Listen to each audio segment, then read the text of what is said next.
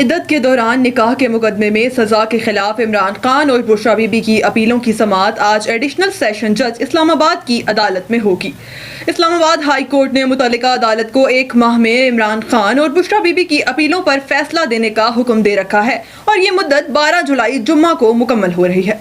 گزشتہ روز سابق وزیر اعظم عمران خان اور ان کی اہلیہ بشریٰ بی بی کی عدت کے دوران نکاح سے متعلق فیصلے کے خلاف اپیل پر بشریٰ بی بی کے وکیل سلمان صفدر کی جانب سے دلائل مکمل کرنے کے بعد عدالت نے خاور مانیکا کے وکیل کو جمعرات کو اپنے دلائل دینے کا حکم دیا تھا۔ دوران سماعت سلمان صفدر کی معاون وکیل خدیجہ صدیقی نے دلائل میں کہا تھا کہ یہ مقدمہ خاتون کے تقدس اور وقار پر براہ راست حملہ ہے۔ کسی کو حق نہیں کہ وہ کسی خاتون کے ذاتی معاملات پر بات کرے یا سوال اٹھائے۔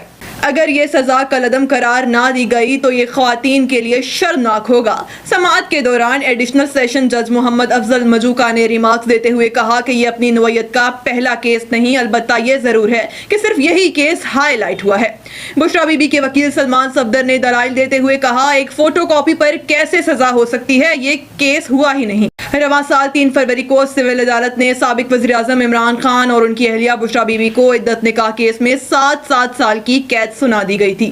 25 نومبر 2023 کو بشریٰ بی بی کے سابق شوہر خاور مانیکا نے اسلام آباد کے سول جج قدرت اللہ کی عدالت سے رجوع کیا اور عمران خان اور بشریٰ بی بی کے خلاف دوران عدت نکاح کا کیس دائر کیا۔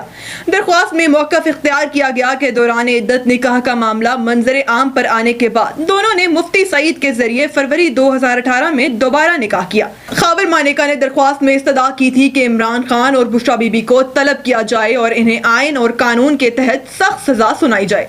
28 نومبر کو ہونے والی سماعت میں نکاح خواہ مفتی سعید اور اون چودھری نے اپنا بیان ریکارڈ کرایا تھا، تاہم اس کے بعد 5 دسمبر کو ہونے والی سماعت میں خاور مانیکا کے گھریلو ملازم اور کیس کے گواہ محمد لطیف نے بیان قلم بند کرایا تھا۔